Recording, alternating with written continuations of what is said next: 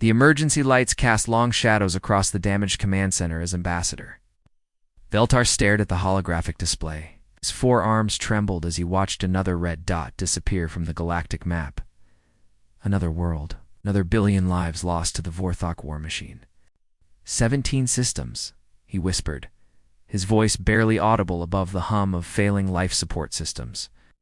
17 entire star systems gone in just 2 cycles. The other delegates sat in stunned silence around the cracked conference table. The crystalline Zephyrians, normally glowing with soft blue light, had dimmed to almost gray. The aquatic Merkai floated motionless in their life support tanks, their tentacles drooping with despair.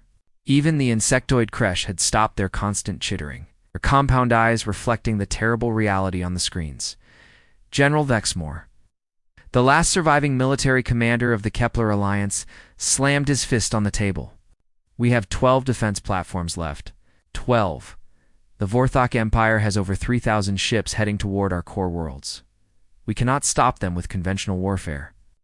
We tried negotiation, said Ambassador Veltar, his voice growing, stronger with desperate determination. We offered them tribute resources, even complete surrender. They rejected everything. They do not want to rule us. They want to destroy us completely. The holographic display flickered, showing intercepted Vorthok communications. The translations were brutal in their simplicity. Cleanse the sector. Leave no survivors. This space belongs to the Empire. Elder Kasara, the oldest member of the council, slowly raised her ancient head. Her species had lived for thousands of years, and she had seen many wars, but nothing like this. There is one option we have not explored, she said, her voice crackling through the universal translator. What option? General Dexmore demanded. We have contacted every species in the known galaxy.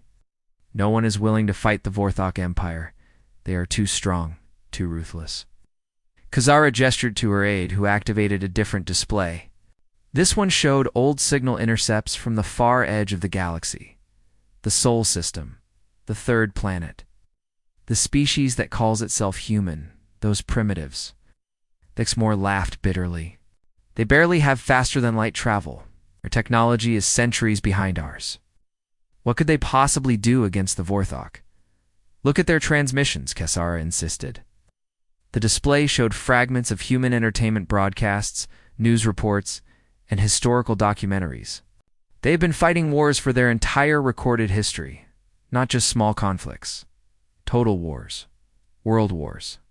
They have experience with survival against impossible odds. Veltar studied the intercepts carefully. Human broadcasts showed something disturbing and fascinating. These creatures had turned warfare into an art form.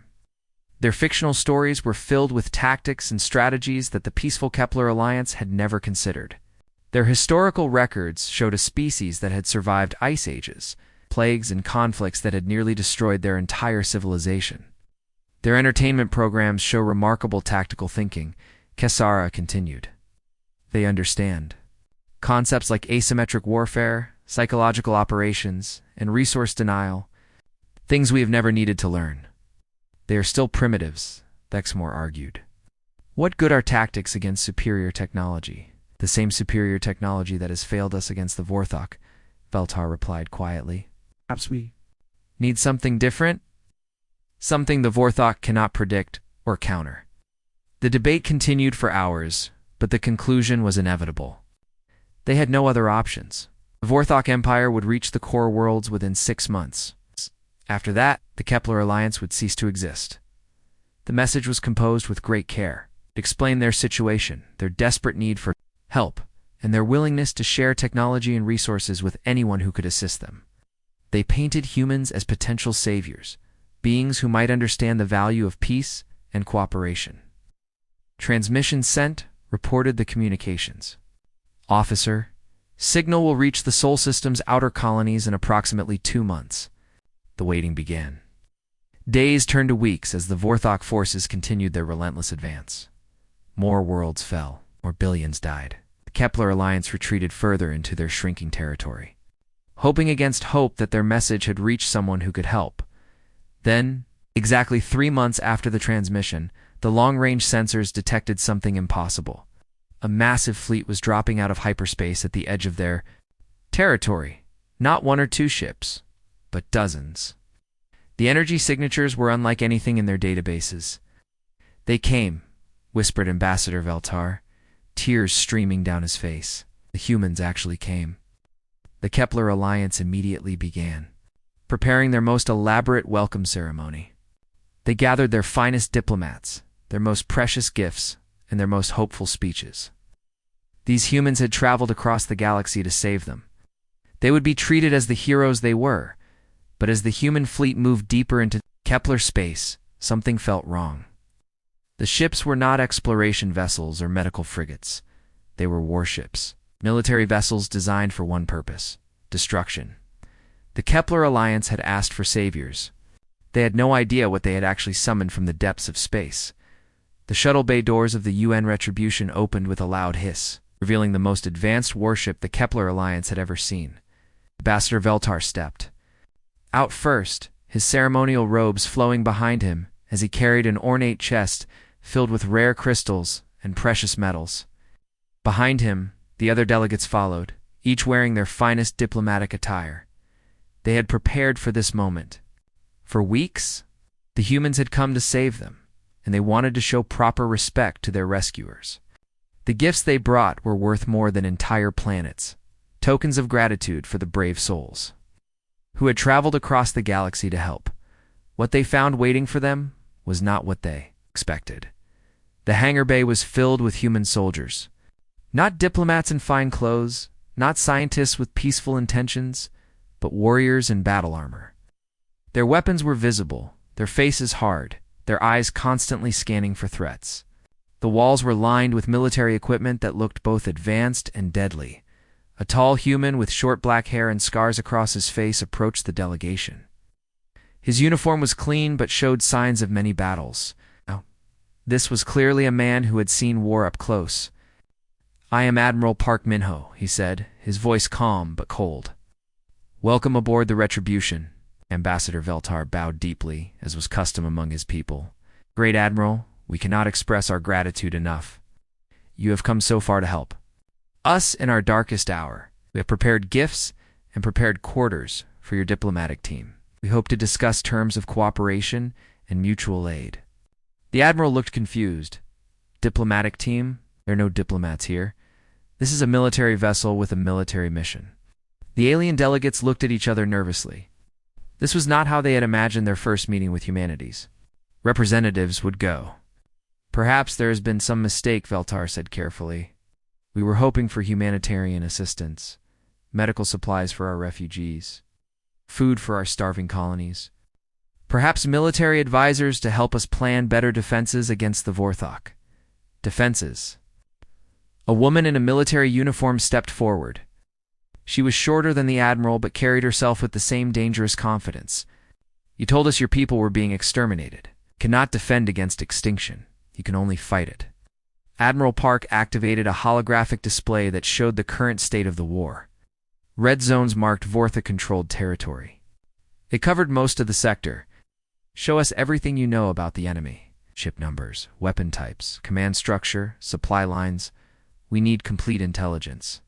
As the briefing began, the Kepler delegates became more and more uncomfortable. The humans asked questions that no peaceful species would think to ask. They wanted to know about Vorthok civilian populations, about their homeworlds, about their families and culture. Not to understand them better, but to find weaknesses. The Vorthok reproduce every 7 years, Admiral Park noted, making calculations on his personal computer. That means their population replacement rate is limited. Target their breeding. World's first Admiral Veltar interrupted, horrified. "We cannot target civilian populations. That would be genocide."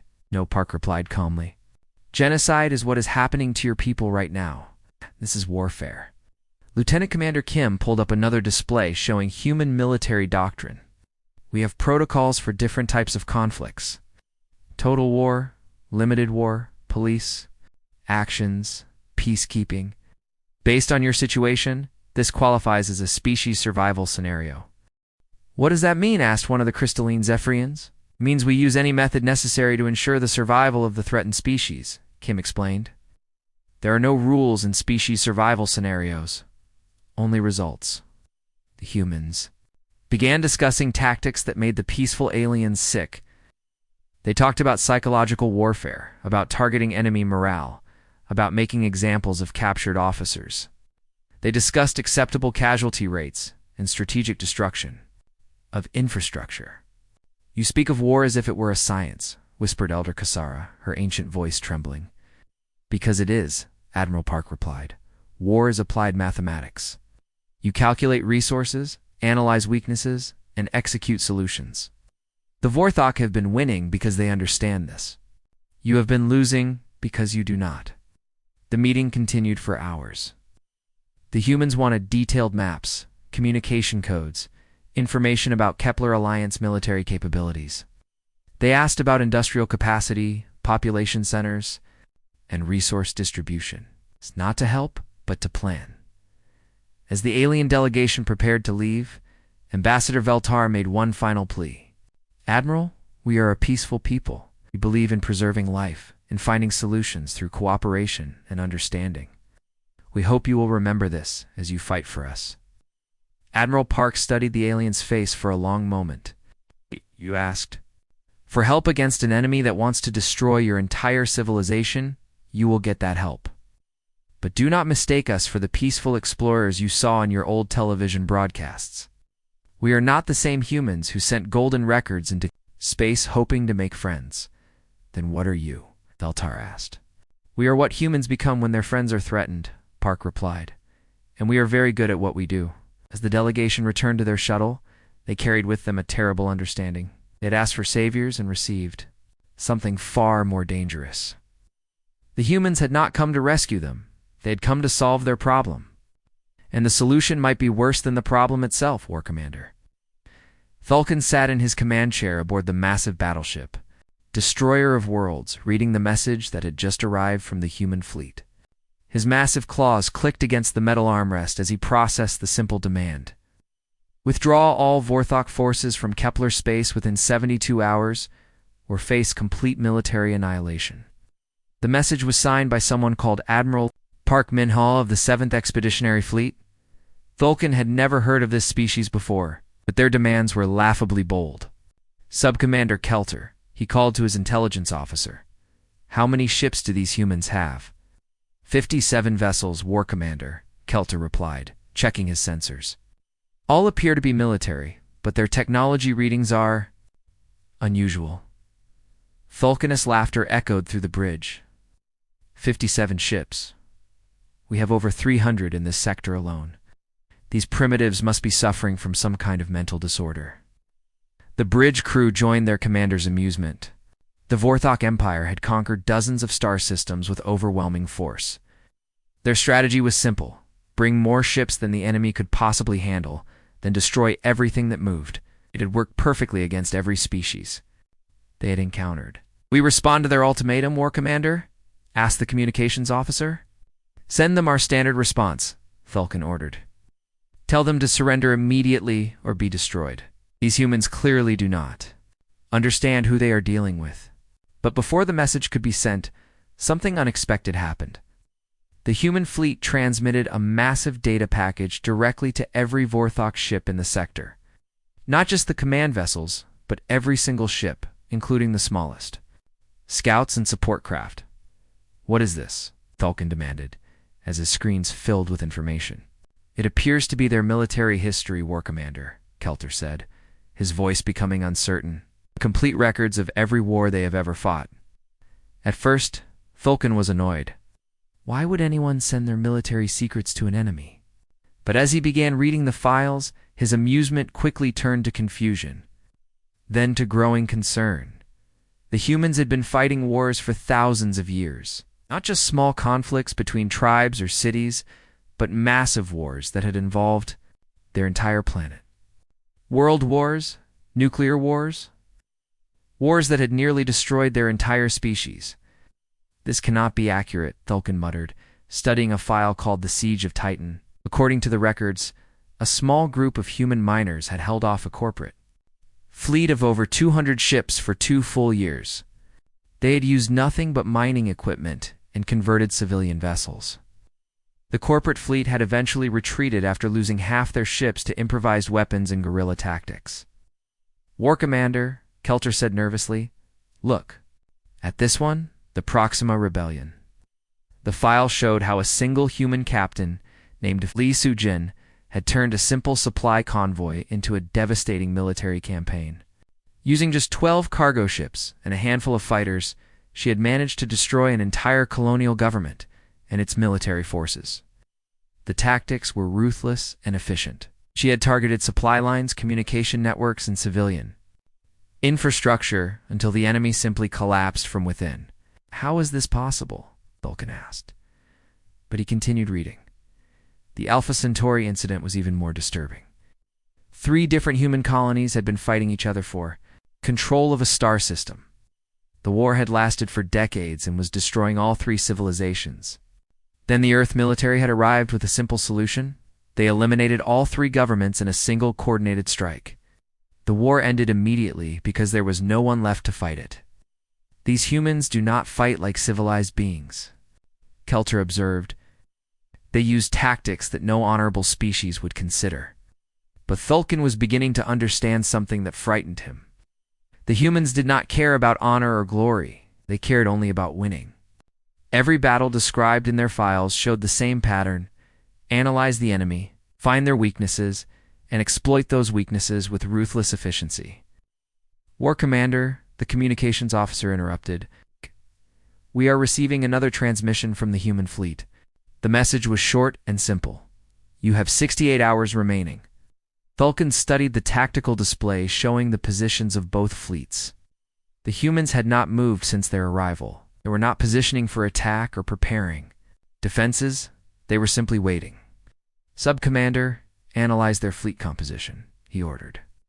"I want to know exactly what we are facing." The results were troubling. The human ships were smaller than Vorthok vessels, but their energy signatures were unusual. They carried weapons that did not match any known technology. Their shields seemed to operate on principles that Vorthok science did not understand. "War Commander," Kelter said quietly, "there is something else. According to their historical records, the humans have never lost a war when their survival was threatened. They have been defeated in smaller conflicts, but never when they believed their entire species was at risk." "And what do they consider this situation to be?" Vulcan asked, though he already knew the answer. "They believe they are protecting another species from extinction," Kelter replied. "According to their military doctrine, that qualifies as a species survival scenario." The bridge fell silent as the implications sank in. The Vorthok Empire had encountered many species in their campaigns of conquest. Some had been brave, some had been clever, and some had been desperate, but they had never encountered a species that treated warfare as a science and had spent thousands of years perfecting the art of destruction. 57 ships, Vulcan repeated. But this time he was not laughing. "The first attack came without warning, War Commander." Vulcan was reviewing fleet positions when his flagship suddenly shuddered. Alarms began screaming throughout the bridge. As damage reports flooded in from across the ship, "What happened?" he roared, struggling to maintain his balance as another explosion rocked the vessel. "Unknown War Commander," his tactical officer replied, panic creeping into his voice. "Long-range sensors show no human ships in attack range. Our shields are still active, but we are taking heavy damage." Through the view screen, Vulcan could see small objects moving through space around his fleet. They were tiny, no larger than fighter craft, but they moved with impossible speed and precision. These were not piloted vessels. They moved too fast for any organic brain to control. "Drone swarms," he realized with growing horror. The humans are using artificial intelligence to control their weapons. The small drones work together like a hive mind, each one knowing exactly where the others were and what they were doing. They slipped through the Vorthok formation, targeting specific weak points on each ship. Within minutes, 3 of his largest battleships were drifting powerless in space. "Return fire," Vulcan ordered. "Destroy those drones." But the drones were already adapting. As soon as the Vorthok weapons fired, the small craft changed their movement patterns. They learned from each attack, becoming harder to hit with every passing second.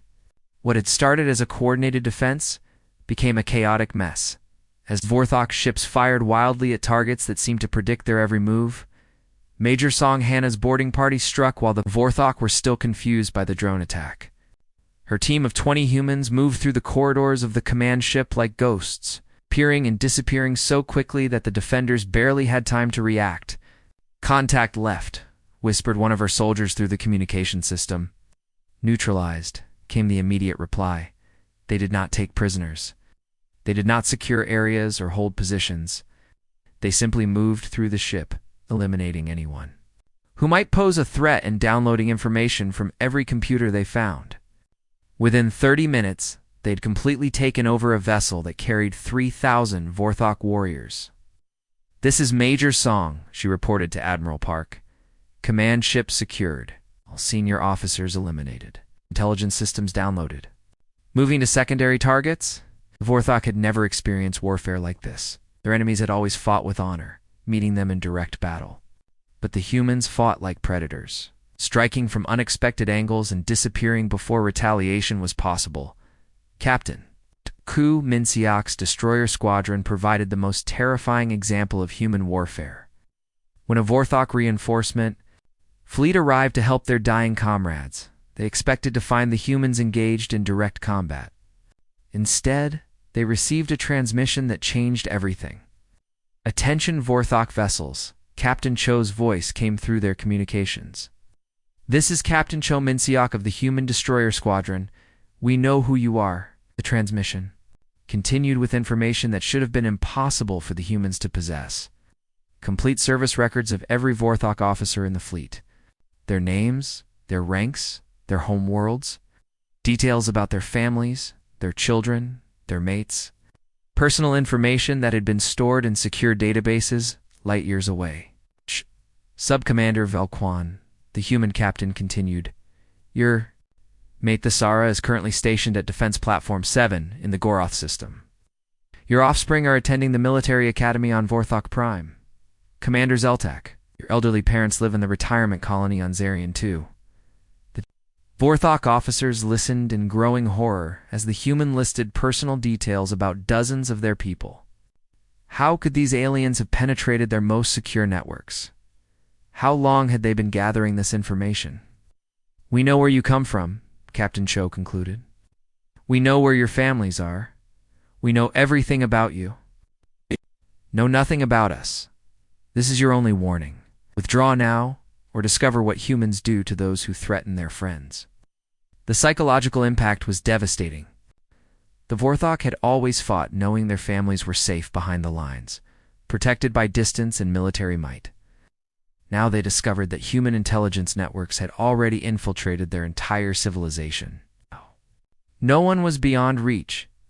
Some of the Vorthok ships began to withdraw immediately. Others tried to fight, but their hearts were no longer in the battle. How could they focus on combat when they were worried about their loved ones back home? The pattern repeated throughout the sector. Human forces appeared where they were least expected, struck with surgical precision, and vanished before effective. Retaliation was possible. They did not fight like civilized beings with rules and honor. They fought like natural disasters, unstoppable and merciless. Within 6 weeks, the Vorthok Empire had lost over half their fleet. Their supply lines were shattered, their communications networks were compromised. And their officers were afraid to make decisions because they knew the humans were watching and listening to everything. War Commander Thulkin, commanding from his heavily damaged flagship, finally understood what they were facing. These humans were not just another species to be conquered. They were apex predators who had turned warfare into an art form. They had spent thousands of years learning how to destroy their enemies with maximum efficiency and minimum effort. The war was not a battle between two military forces. It was a demonstration of what happened when a peaceful civilization encountered a species that had evolved to be the perfect killers, and the humans were just getting started. The Grand Council, chamber of the former Vorthok capital, was filled with representatives from across the galaxy. News crews from dozens of species had gathered to witness what they believed would be a historic moment of liberation. The Kepler Alliance had prepared speeches of gratitude and freedom. Everyone expected to celebrate the end of the Vorthok threat. What they witnessed instead was something entirely different. Thulkin, the once mighty war commander of the Vorthok Empire, knelt in the center of the chamber. His ceremonial armor had been stripped away, leaving him in simple prison clothes. Human Marines stood behind him, their weapons ready, their faces showing no emotion. The proud warrior who had conquered 17 star systems now looked broken and defeated. Admiral Park Min-ho walked slowly around the kneeling figure, his boots echoing in the silent chamber.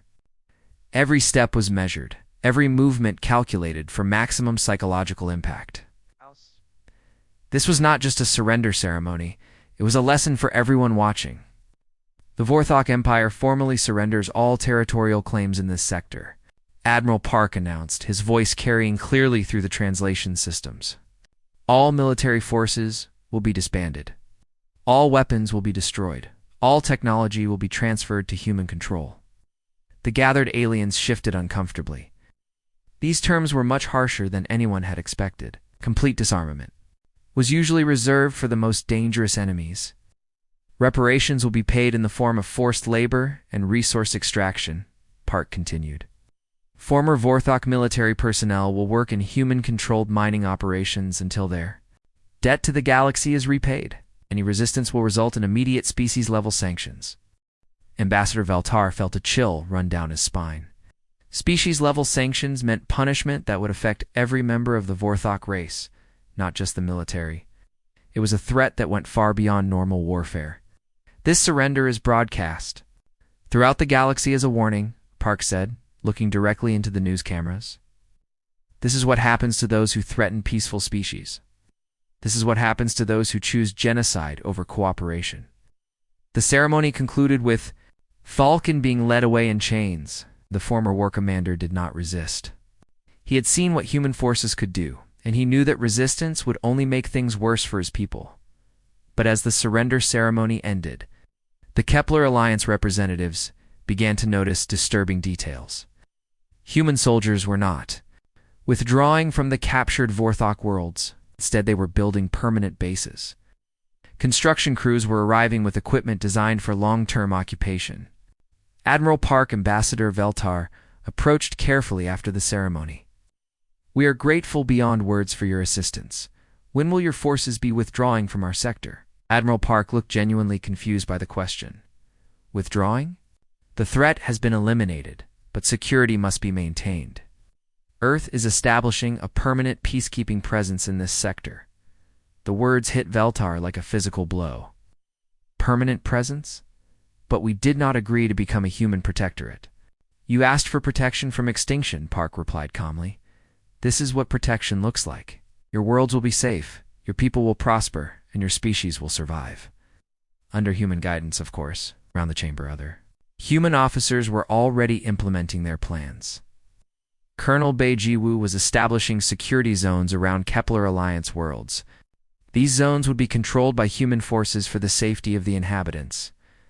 Commander Lim Hijin's engineering teams were installing defensive monitoring stations that looked suspiciously like military bases. We never agreed to this, protested Elder Kasara, her ancient voice trembling with emotion. We asked for help, not conquest. And you received help, Park replied. The Vorthok Empire is gone. Your people are safe. Your worlds are secure. What more could you want? Freedom, Veltar said quietly. Freedom, Park seemed genuinely puzzled. You have freedom. Freedom from fear. Freedom from invasion. Freedom from extinction. You have the most important freedom of all, the freedom to exist. The terrible truth was becoming clear to all the assembled aliens. The humans had not come to liberate them. They had come to solve a problem. And their solution involved taking control of everything. Long-range sensors detected new arrivals at the edge of the system. More human ships were coming, but these were not warships. They were colony vessels, transport ships, and administrative craft. The infrastructure of occupation was already being deployed. You see, Admiral Park explained to the stunned alien representatives, the galaxy is a dangerous place. Species like the Vorthok are always looking for weak targets. But now you are under human protection. No one will dare attack you again. Because they are afraid of you, Veltar said, finally understanding. Exactly, Park nodded. Fear is the most effective form of protection. The entire galaxy now knows what happens to those who threaten human interests or human allies. The Kepler Alliance representatives looked around the chamber at the human soldiers, the monitoring equipment, the signs of permanent occupation. They had traded the Vorthok Empire for something far more dangerous, a species that viewed conquest as a form of charity. What about our governments? Asked one of the Zephyrian delegates. Our laws? Our independence? You can keep your local?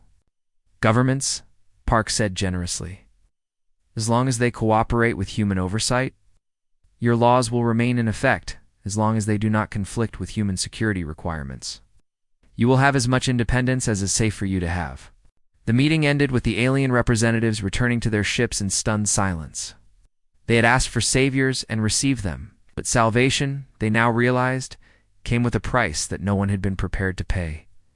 As the human fleet settled into its new permanent bases, the galaxy learned a harsh lesson about the price of asking for help from a species that had spent thousands of years perfecting the art of war. They were safe, they were protected, they were prisoners, and there was absolutely nothing they could do about it.